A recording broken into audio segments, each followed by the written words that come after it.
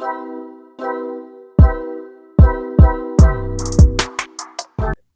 everyone, welcome back to the Different Spectrums podcast.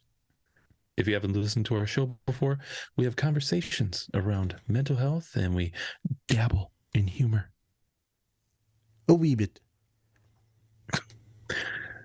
We also try to help people understand, identify, and normalize their emotions from movies and shows. Gross. Emotions. Ugh. Specifically, certain scenes. You've probably already watched these movies and shows, but we're going to use a different perspective, and one could say a different spectrum. That was the worst chicken noise I've ever heard in my life. Oh, I didn't want to press the button. It's too loud. How about you just do a chicken noise? Rough. Or just breathe heavily into the mic. That too. How I flirt with women. Yeah, I wonder why you're single. And with that, I am your co-host for the show, Spencer. We're joined today with our licensed clinical therapist, ladies' man in his own mind. He's our he's our very own Nazir. My own mind. I am the best. I'm a genie. I'm skinny. And I'm slim thick, though.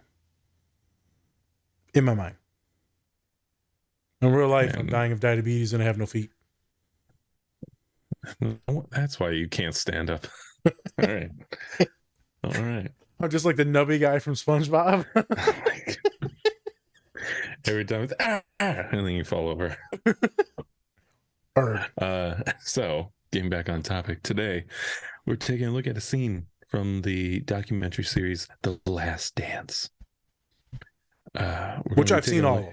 Yes, we've seen all of it, not even half of an episode.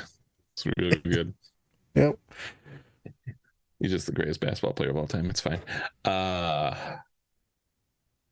We're taking a look at a scene from episode 7. It's going to be the last few minutes. It's where we finally see the emotional side of Michael Jordan's competitiveness. We don't do a ton of sports shows and movies, but I thought that this would be a good one because you can finally, like, Michael Jordan, definitely on the spectrum somewhere. Has to be. Work ethic is crazy. OCD. Yeah, very OCD. And then also he probably does things to push his teammates where some people probably say it goes a little bit too far. And as we're going to see in this clip, some of his teammates do say that they went too far, but for a price, right? He wants to win. I think this is a great scene. Like I said, you finally get to see an emotional side to Michael Jordan, which I never saw before, and it kind of shocked me when I first saw it when it aired. So, Nazir, anything before we get into the clip? Just a valid scene to show you that he's a punk and soft, and the Pistons dominated him until we let him win a couple games. So this is why I didn't watch this. The Detroit Pistons were rivals with the Chicago Bulls for a while, and then after the Bulls beat the shit out of them, then everybody retired and went their own merry way. All right, well, just making sure we went to like a lot of championships, 1-2, beat him and everybody else. How many does Jordan have compared to that? Was after we retired. We were old. I just want to know. We were old. Many. We run out of 2, knees. 3, 4, 5, 6. And he got a couple of those with Pistons 2 guys. So technically, we'll take the one from. Damn, I forgot his name. Exactly. You don't even know. You don't even know what you're talking about. So those count as Pistons, this is why we don't do anyways. A sports show, folks. Yeah. This is why we don't do a sports show. No. All right, let's get to the clip. Yeah. But we are going to hit some sports pods coming up, though. So yes. This will be the first one of many. We're going to do Talladega Nights after this. We're going to try and do the Longest Yard. And then what was the other one that we're doing today? The Replacements is today. Yeah, so we're going to get to some funnies. So it should be, we're going to do the Little Giants. We're going to do a lot coming up in the coming months. So let's get into it. That's you're gonna get hit with the quick commercial to pay for us because we only get 10 cents for this commercial, but you're paying for something. Money, money, money. Money. Jesus. Off the floor, he was going to be cordial. He was going to be accepting. He was going to be nice. But as a teammate, he had certain expectations. Was he a nice guy? It couldn't have been nice. With that kind of mentality he had, you can't be a nice guy. He would be difficult to be around if you didn't truly love the game of basketball. He is difficult. Through the years, you think that intensity has come at the expense of being perceived as a nice guy? Well, I mean, I don't know. I mean, winning has a price, and leadership has a price. So I pulled people along when they didn't want to be pulled. I challenged people when they don't want to be challenged. And I earned that right because my teammates came after me. They didn't endure all the things that I endured. Michael Jordan is down in pain. Michael Jordan got taken out. He's hurt. And Jordan came down hard and is injured. Well, the Pistons have moved on, but you really got to feel for this man right here. I mean, playing his heart out. Once you join the team, you live at a certain standard that I played the game. And I wasn't going to take any less. Now, if that means I had to go in there and get in your ass a little bit, then I did that.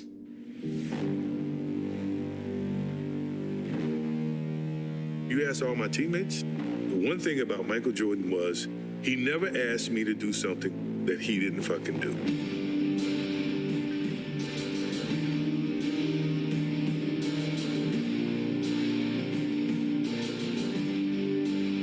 When people see this, they're going to say, well, he wasn't really a nice guy. He may have been a tyrant. Oh, well, that's you, because you never wanted anything. I wanted to win, but I wanted them to win and be a part of that as well.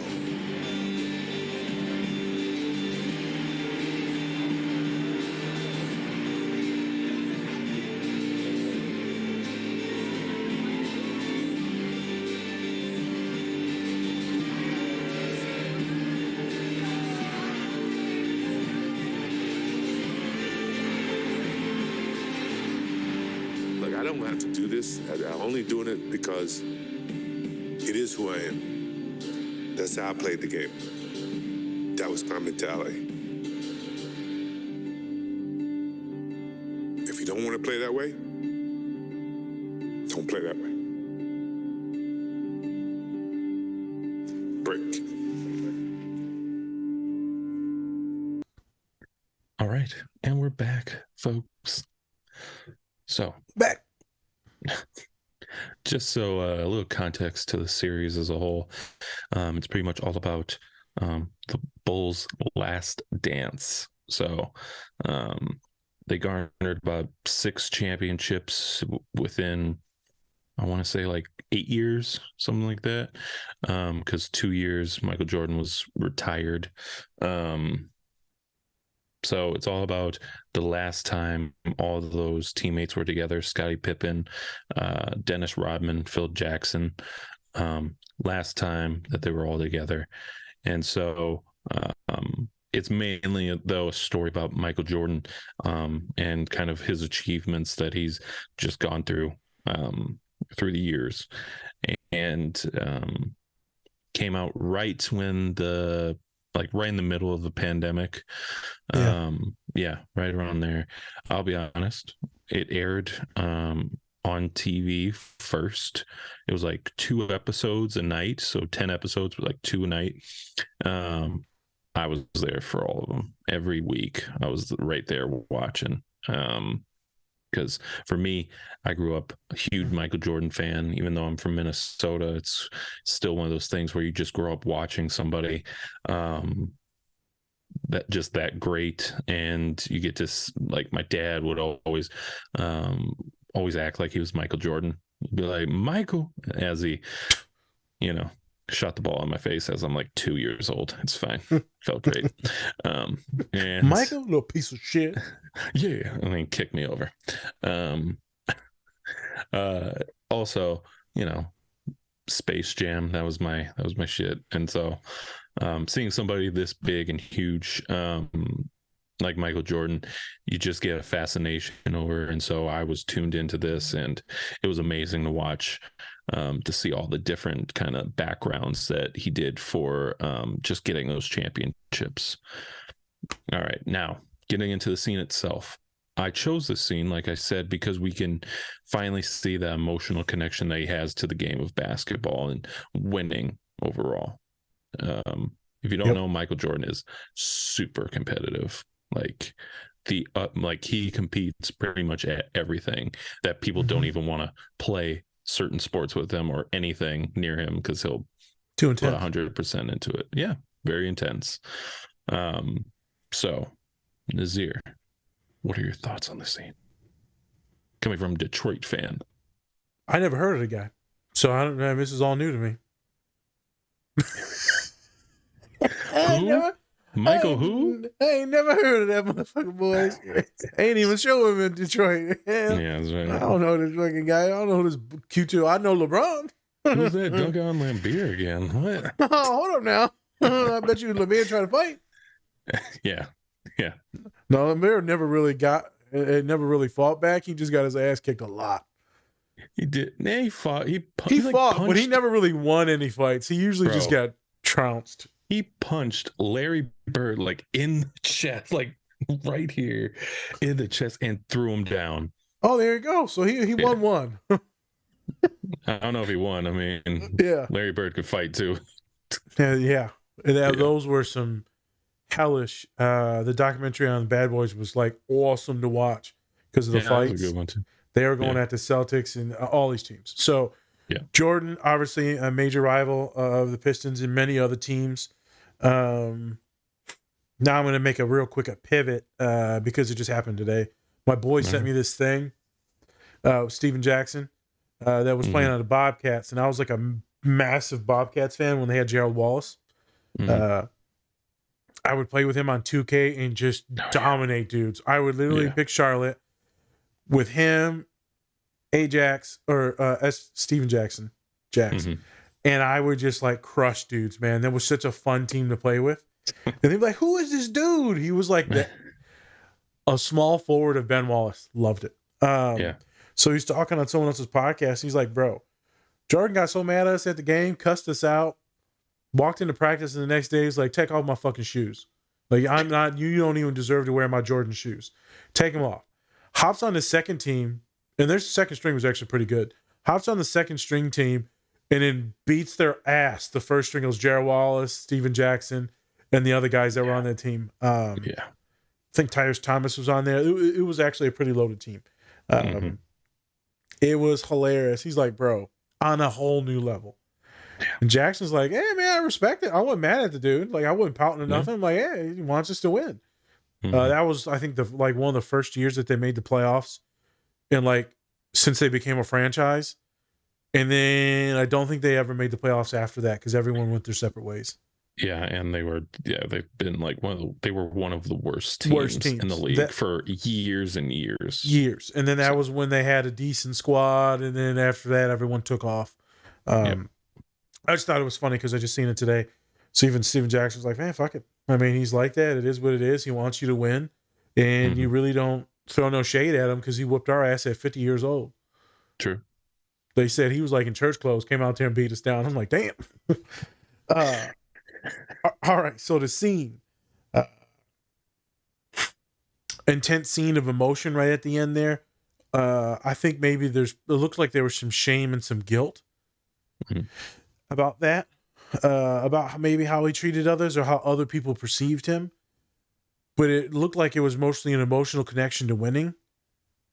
So I would like to see some of the psychology about what it is, the winning that drives him so much. What is that necessity, the obsession? I'm sure it talks about it in the doc, so I might have to check that out. Now that I've got some free time, while I'm building these Legos and I'm finishing up these last couple shows that I haven't finished in a while, I just finished Atlanta. getting ready to finish Murders in the Building. Like, I'm finishing a lot of stuff right now. Right. Well, doing Legos. Super nerdy, I know. So I'll probably get to this too.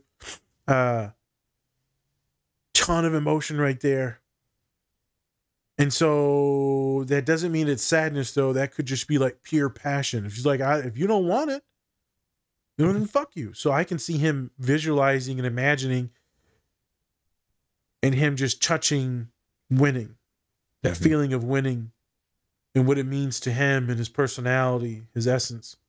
There was so much emotion that he cried. That's what he got overwhelmed. So I feel like a lot of folks that are autistic, like ourselves, sometimes we get overwhelmed, bro. We don't know what the hell's going on. We just get like bamboozled and just dump trucked, and we're like, damn. Yeah. So I'm feeling something. I don't know if I'm getting ready to murder you and your children, or am I getting ready to go hug this tree? Very, very two different things there. Murder and then just hugging nature. Mm-hmm. I don't know if I'm getting ready to take a depression nap. I'm getting ready to go. I'm getting ready to go slap like 3 people. Or am I getting ready to cry? Or am I getting ready to burrito and just run away from the world? Am I just going to shut down? But there's an emotional overstimulation, what he felt, and then erupted. Shit, that happens to me all the time. So that's pretty cool to see. I feel like the same way you talk about Jordan is the same way I talk about Mike Tyson whenever I see him cry. Because seeing him cry is like just devastating, and he cries all the time. He got a lot of just tons and tons of trauma. Yeah, I would say the main difference is like you're not going to get that out of Jordan. No, like, a lot. You're going to get the same competitive spirit and wanting to dominate. Because Mike's got some other things, probably neurodivergent. There's definitely learning disabilities, bipolar disorder. There's a lot of stuff there. But all the trauma and loss is what makes him that violent, murderous individual. I saw him on Fox News the other day, Tyson. And they were like, yeah, man, you wanted to kill people. And he's like, yep. And then the dude, the anchor's like, ha, ha, ha. And he's just staring at him. He's like, yeah, I literally wanted to murder people in the ring, just so you know. Yep. And then he just gets into all this trauma stuff why he wanted to dominate people so you never fuck with him again. Right. I feel like when Jordan talks about this stuff, it's not so people don't mess with him. He wants to win by any means necessary, but it's for a few different reasons compared to Tyson's. And I guess I want to watch this to figure out what it is now. Yeah. They delve very deep into his competitiveness. I mean, they talk about like his dad, since his dad gave some attention to like his older brother, because he thought his older brother was a lot more a little bit more gifted? I don't know, like gifted, things like that. And so that really pushed him, Michael, into just whatever it is. He's just the first one to go in and out of it. So I think that's a really big part of it, was like his dad. And unfortunately, when his dad passed away, that was a big thing too. A very emotional scene when he wins his next championship, and like his father isn't there to actually celebrate with him and be with him. That was a really big scene. That was the second time I've ever seen him cry, was when he was on the floor with the ball, just crying, bawling his eyes out. That winning, it like completes him. Yeah. It like validates something inside him. And thus there's just an overwhelming thing of emotions. I would assume he's extremely, him wanting to win is an emotion. So he is nothing but pure emotion. But it doesn't come out of that tearing and that happiness or joyfulness or it doesn't come out of what we feminize and demean as crying until like he hits the pinnacle. Right. Or until he's vulnerable enough to like let the mask go down, and then you're like, oh shit. So obviously he's crying. Guarantee he cries on by himself. He must do it all the time, or with his kids. He must. I would think. There's no way you have that much emotion on the court and for all these other things, and then you don't have it with your loved ones. There's no way. True. And plus you mix in, like, they even get into like his whole, how he can't even go outside at all. No, Can't go outside because everyone recognizes him, and then they want to get autographs and everything, and so we just that talked about this with Mega. yeah It's kind of like the Metro Man guy with Mega yeah Mind. yeah. So isolating oneself, and that that's never so everything, all of his emotions come out on the court, as we see there. And obviously, yes, he does have like probably tons of emotions off the court and things like that, but Yep. you can really see that maybe he takes things from a mental side and then puts that into his game. Correct. Yep. And then they even talk about how he would make things up in his own mind just to get like more of a competitive side to him. I've done Which I'm that. like, Yeah, it's intense. yeah, he was just talking. They were talking about how he, one players, they thought he said, yeah, like good game, Mike. Like after he scored some points on him. Yeah, never happened. He never said that to him. He never said anything to him. And then he comes back the next game, whoops his ass, make sure he doesn't get any points, and then he scores like the same amount of points he did the whole game in the first half. It makes Yeah. sense. Yeah. Some folks that can play things in their head or visuals and then tap into a ton of emotions. Right. A lot of people do that when they get ready to lift. So Yeah. they'll listen to the music, get pumped up and animated. My traumatized ass, I would dip into some other stuff. Right. And I stopped doing that because I think by the time I started doing this job, I realized it was destroying me. So it was like, oh, it took me until I'm like 25 to figure out not to do this. I remember when I realized I was doing it, and the first time people thought it was weird when I was in high school playing football, and I would get fucking amped up. No music, no nothing. I would just literally start rocking, doing my thing, and visualizing all these different things. Next thing you know, I'm just fucking pouring tears. But and just heavy breathing and like literally ready to murder someone. My running back goes, "Bro, you good?" Yeah, I would never fuck with you in the locker room. I wouldn't. I bet Oh no my one even God. went near your ass. Oh yeah, not now. It was pretty much going on the field. Oh, The okay. locker room, I'd be chilling. It was going on the field, and I would like zone out, dude. I would literally like dissociate, and then I would take in everything and like walk into the end zone. Everyone else is like all with the team and shit. I'd be off by myself for a second because I knew the time was coming to an end. Right. Senior year, and then I knew college was coming, but nothing's guaranteed. True. And so I would like go do my own thing and then come back to the team. But I remember my running back looking at me like, "Bro, what's wrong? First game of the year. What's wrong with you?" I'm like, "This is my normal, bro. You don't understand the school I just came from. Dudes are twice my size. I'm 6'2", like 300. Dudes are like 6'6", 350 at my old school, and like all Division I scholarships. 3 or 4 of them went to the pros. Wow. Actually, that might have been closer to 4 or 5. So I needed to get amped up because I was a little guy at this school. And so I would tap into some stuff. My dad would give me some stuff to tap into. And I would literally, I want to use a different word, but I would go insane. Okay.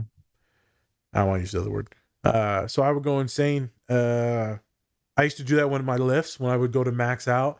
You go to like these they saying this or they saying that or they hate you, they dislike you. People thought you'd be nothing. They think you're an idiot. They think you're dumb. And then I would tap into that. All these people that said negative things or treated me very poorly in the past, teachers, family members, different things like that, friends, bullying. And then boom, next thing you know, my heart would be racing and then I would just pump this weight. Right. I don't do that anymore because it's just traumatic. Now I usually tap into like good things, happy things. Right. I relax. Now if I get too pumped up, I'll just start tearing stuff. My pec tear, my back will mess up. Like if I go uncontrolled in my lifts, everything goes to shit.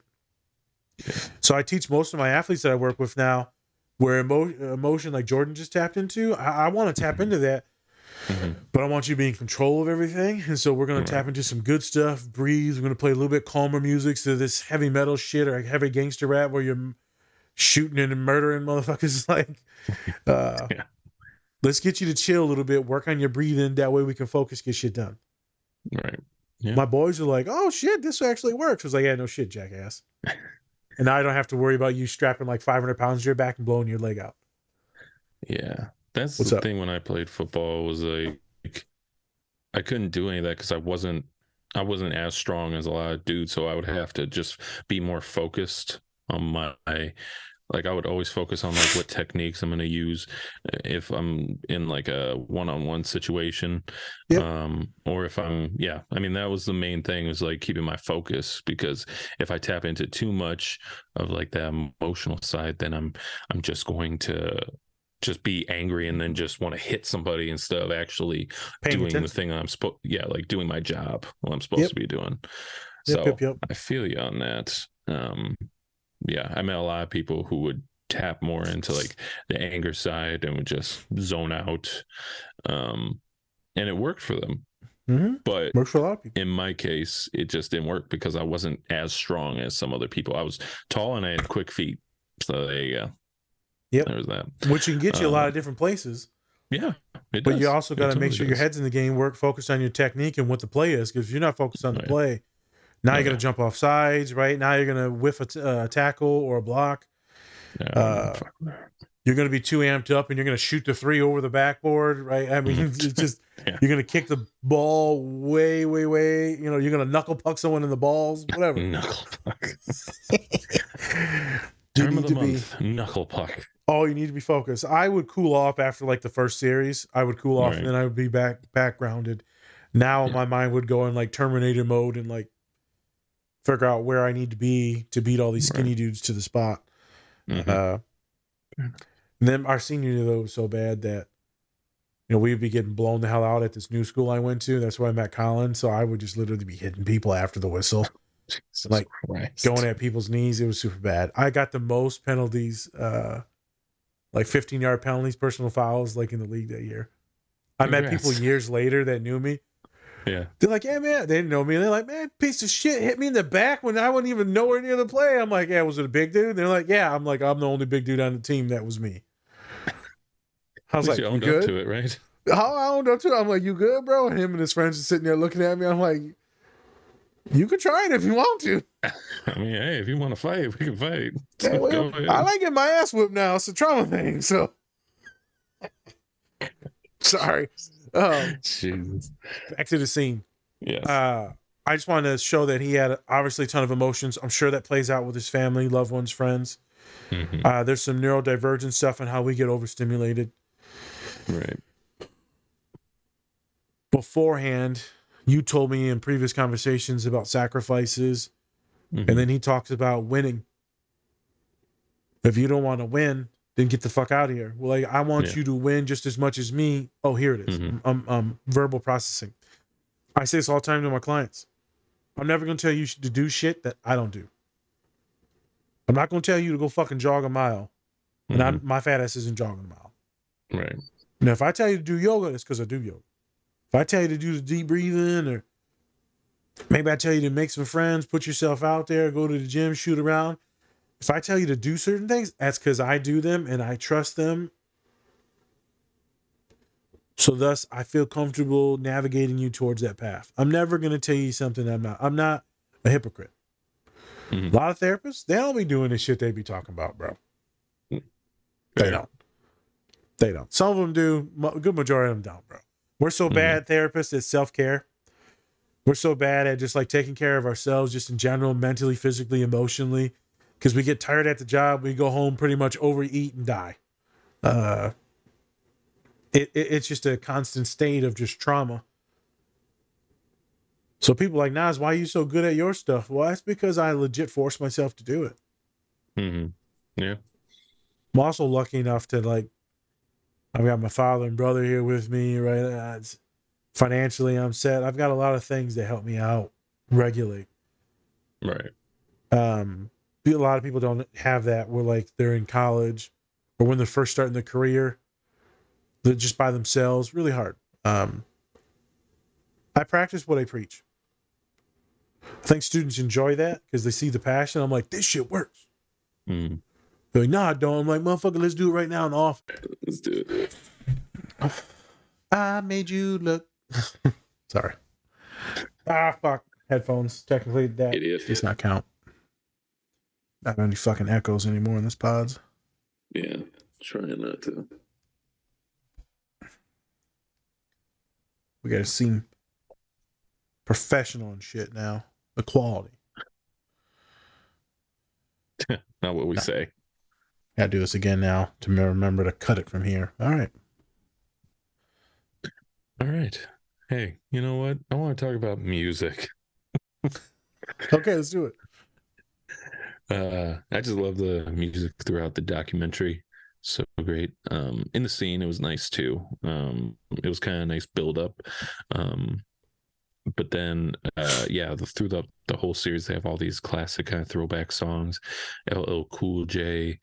I want to say they have they might have Naughty by Nature, can't remember, but yeah, I just love their music throughout this whole thing. It gets you pumped up and makes me want to actually just kind of go out and play basketball myself. And kind of going along with that, I have like my own playlist, so I don't really do streaming services. I don't like streaming music. Yeah, I noticed that. You just put them on your iPod. Yes, I have an iPod Touch, which to anybody right now, they're like, what the fuck? Why? Fucking weirdo. Why? Serial killer. That's what I thought. Hey, you know what? One day there's going to be an apocalypse and I'm going to be like Book of Eli. I'm just going to have my iPod roaming around the desert. That's right. Yep. But yeah, I have my own playlist. I do. So usually what I do, it's all my like, if I'm working out, playing basketball, I do like a hype playlist where it's just everything that's going to get my heart rate up and get me kind of excited to do a workout or anything like that. What most people do. But right now, what I usually listen to a lot, like I listen to, if I'm really into a song, I listen to it like on repeat a lot. Yeah. What do you got going right now? So I'm listening to I Like You by Post Malone with Doja Cat. Okay. That one, that's a good one. I would also listen to this one song called Secret of Life by James Taylor. It's just like a slow song. I love it was actually in Orville. Okay. The one redheaded dude plays it for the last episode of the season. All right. I love that one. And when I'm working, I just like to vibe out. I don't like to do too much hype, too much like hip hop or anything like that. Depends on what song it is. Mainly because I'm sitting there and I'm not moving at all. I don't like just doing all that. But it's not the time for it. Yeah. So Nazir, what music do you listen to when you work out or when you're getting your heart rate out? So before I forget, for those, because Spencer's talked about Orville, so we got a couple pods out there we already did on Orville. If y'all want to go back and check those out, wonderful pods. One of them's gonna be on Borders and protecting his daughter. His daughter that's technically was forced to be trans, were born female, and then they messed some stuff up because they don't believe in that. Then turned them into male, and then they went back to female. Wonderful scene from there. And then we did another scene on something else from I think it's when he committed suicide. Yeah, it was when the robot. Yep, it was when he committed suicide. What's that robot's name? You know what? We're gonna leave this in, but I'm gonna look it up anyways. Yeah, go ahead. But yeah, so we did one scene where the robot is the very first episode of the last season. He kills himself because of the atrocities. Isaac. Yes. I was one of my favorite ones there because that was an intense scene. That was an intense episode. It was the first episode of the season. First episode of the season came in hot and heavy. 2 episodes later, it's all about trans. It was a lot of stuff in the Orville this year. So I think it's kind of cool that you're listening to one of the songs because they do sang some really good songs at the end there. Yeah, I will say with that song, I played it for my mom while we were in the car, and she was like, why are you playing this song? Because apparently a few of her classmates who've passed away, her son or her sons play James Taylor like every year to like commemorate her. And so she was like, why are you playing this song? And she's like holding back tears and Yeah, shit. I'm sure It's a very sad melodic song too. I'm telling you, I'm man. just like, yeah. The songs will get you. I told Dom about that one and a couple pods back about that Mama Hold My Hand. That one will get you, bro. That for you is, close to your mom, that don't wander on that one late at night when no one's around, Spencer. No one's around. Yeah. It'll hit you in some weird places. Just like when I stumbled upon, I was like, why?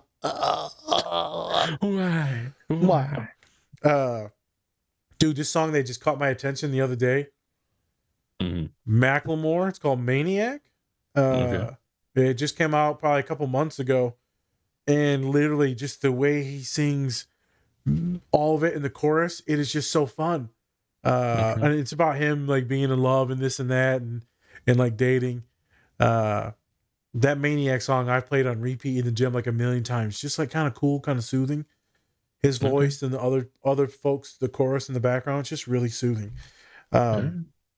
One of my go-to for most of my workouts is Hosier. It's called Movement. Okay. That is extremely good. I usually play that to just kind of get me focused and zoned in.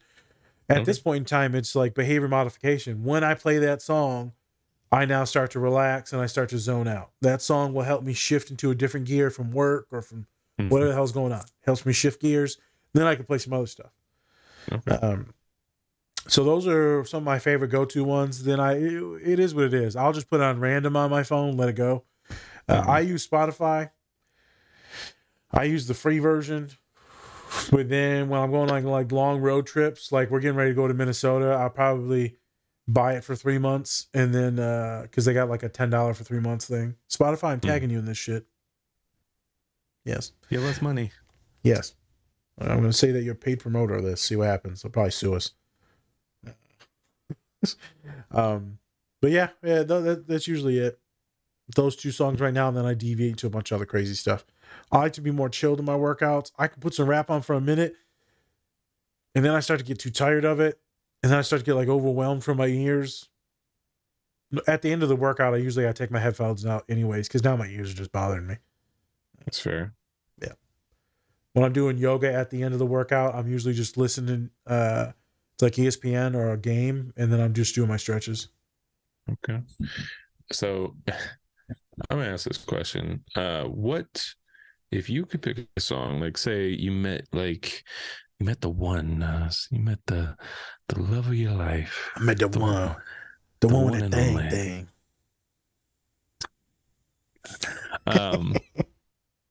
What would be the song that you think y'all would play on your wedding day? What would be the one song? Oh, I thought you was gonna say When We Bumpin' Uglies. You know what? Surprisingly, no, I didn't ask that. I thought you was asking from a Whoopi song. Hey, what kind of songs you be throwing that back to? In the sexual healings. That's it. Marvin Gaye, sexual healings. That's it. Yep. I have no wedding song. I don't know. It'd probably be some like hillbilly backcountry stuff with one of them weird banjos. See, he got himself a white woman. Oh, damn, you're right. I didn't even think about that. I ain't got no teeth. I have no idea. See, I'm trying to play International Players Anthem because in the beginning, Andre 3000 does his verse and he's getting married. And then throughout the song, it's just them talking about how, like, don't let that girl hurt you. Be a player. Oh my God. And that's what we'll all come out and dance to. It's a good song too. UGK. Okay. Song. Well, now I know. To make sure that the DJ plays that as the theme song for the event. Yep. I'm probably going to get the Sencha version for the white people in the crowd. There you go. Yeah, I didn't think about the marriage videos and all that stuff. I have no idea. I ain't trying to do all that shit. That's a whole other fucking thing. Songs, because they play the songs and everyone goes out and dances, right? And so they'll be like, this is the song for you and your mom. And then you dance with your mom. Then you dance with your partner. Yeah. I have no idea. Well, maybe we'll come back to that question. We'll come once, back to you that. know, Yeah. I mean, once- first once I you gotta find the one. get in a relationship first, and then I have to, That would usually help. Yeah. that would help. And then I just gotta make sure that, I get them to the wedding. Yeah. So we talking dead or alive? No, that's a question for a different time. Jesus. I bet you already have the straight jacket picked out. Oh, It's I want the bedazzled one. It's just a wooden sarcophagus. All right. Anything else from you, Naz? Nope. Our Okay. souls Let's will be move on. intertwined Yep, in hell. Yeah, we're okay. done here. We're done. I don't know. I'll think about it. Let's wrap it up. I don't know how it turned to that, but I do know how because we're just fucking weirdos. Yep. Why do people listen to us, Naz? I don't know. I don't know. Well, you sound purty, and I've got the brains. So there it is. Do you though? Do you? Yep. But then you say things like that, and I'm just like, There's a couple that agree with me. and with that, thanks for watching, everybody. We really appreciate it. Remember to hit those buttons down below. Touch the buttons. Touch them. You're about to rub your chest. I know you were. I saw I your almost hands. did, but I refrained. God. All right, y'all. This has been the Different Spectrums podcast. I'm Spencer. That's Nazir. Goodbye. Add different spectrums on all the things, platforms, At Different tutorials, Spectrums. websites, Yes. different spectrums at podcastspectrums.com. And the fucking video. Jesus Christ.